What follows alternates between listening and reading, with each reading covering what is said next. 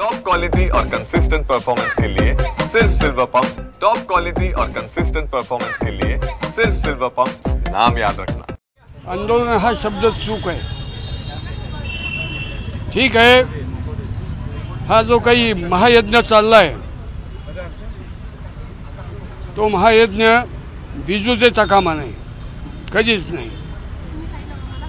या महायज्ञाची सांगता या देशाच्या शीर्षस्थानी भगवा झेंडाच आला पाहिजे या गोष्टींनी करायची। एक प्रसंग सांगतो। शिवछत्रपती गेले, प्रचंड उदासीन्य आलं, नैराश्य आलं आणि सगळे शिवछत्रपतींचे पायी खपाप चालतात। आता पुढं काय, आता पुढं काय, पुढं काय? हे सगळं झालं। संभाजी महाराज छत्रपती झाले।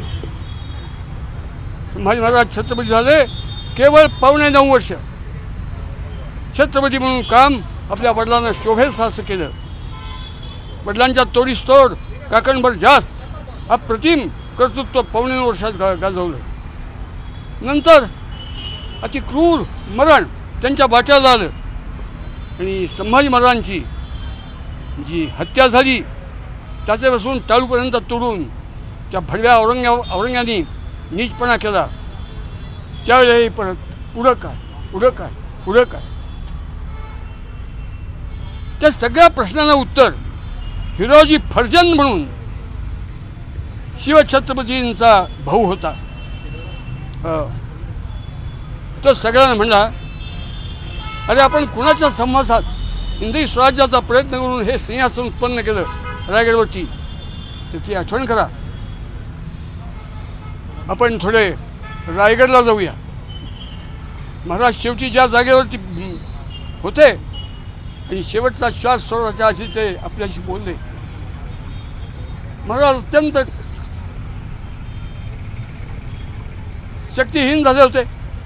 291 लढाई केलेला शिवछत्रपती हा महापुरुष आहे। 5 फूट 3 इंच उंची आहे।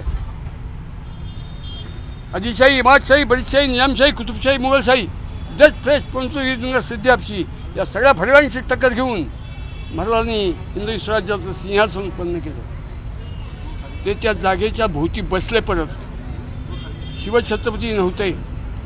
3 एप्रिल 1680 दुपारी 12:03 छत्रपतींनी शेवटचा श्वास घेतला। त्यावेळेला जाताना ते क्षीण झालेलं शरीर दोन्ही हात आपल्या उशाशी टेकून एक 4-6 बोटं उंच उचलून सगळ्यांच्याकडं अडचणीही डोळ्यातनं अश्रू हात आहेत की आपण घेतलेली शपथ अपुरी टाकून चाललो याचं दुःख होतं। सगळ्यांना म्हणले, आम्ही जातो, आमचा काळ झाला, आमचा इथला मुक्काम संपला। सप्त सिंधू सप्तगंगा मुक्त करा, काशीचा विश्वेश्वर सोडवा, चुकून होऊ नका। काशीचा विश्वेश्वर त्या औरंग्याने त्याची मशीद केली, ती पाडून टाका आणि ते काशीचा विश्वेश्वर परत निर्माण करा। ह्या सगळ्या आठवणीतून मराठा मंडळी उठली, महाराष्ट्रातली सगळी मंडळी उठली धारकरी। आणि आश्चर्य वाटेल, महाराष्ट्रातल्या धारकऱ्यांनी कन्याकुमारी ते काश्मीर, ब्रह्मदेश ते बलुचिस्तान, उभा आडवा 3200 किलोमीटर लांब, 3200 किलोमीटर रुंद खंडप्राय हिंदुस्थान, या 505 वर्षी मुघलशाही, डच, फ्रेंच, पोर्तुगीज, सिद्धिहापशी यांच्या जोखडातून मुक्त केला। सगळा देश पादाक्रांत केला, अटकपार गेले।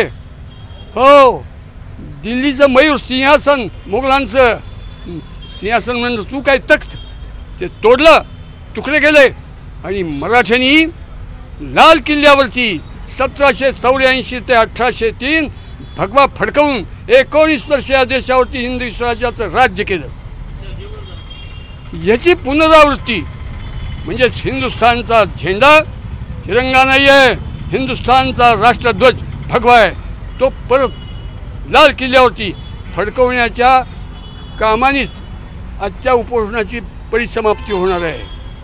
हे उपोषण असं तसं लुटुपुटूचं नाही आहे। आमच्या डोळ्यासमोर शिवछत्रपती संभाजी महाराज, जिजामाता, शहाजीराजे आहेत. त्यांच्या पोटातली जी अर्थता, ती तीव्रता, ती सूर्याच्या तेजासारखी आहे. ती मावळणार नाही, कमी होणार नाही. ते करून आपल्याला थांबायचे. खरं स्वातंत्र्य त्यावेळेस मिळणार असतात. खरं स्वतःच्या वेळी बघावं पडणार. आता आहे स्वातंत्र्य, परंतु रामाला चंद्र हवा. आणि त्या वाड्यातल्या एका माऊलीनी त्याच्या हातात आरसा दिला आणि आरशातला चंद्र बघून राम थंड झाला. तसं रामाला चंद्र हवा. या पद्धतीचं आत्ता आपल्याला स्वातंत्र्य मिळाले.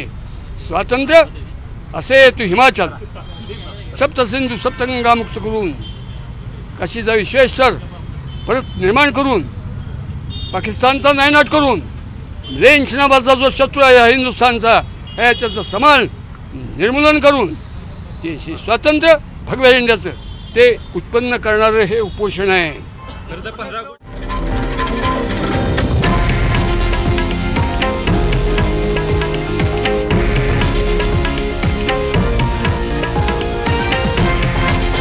हे आहे देशातील नंबर 1 न्यूज नेटवर्क आणि आपण पाहत आहात TV9 मराठी, एकमेव.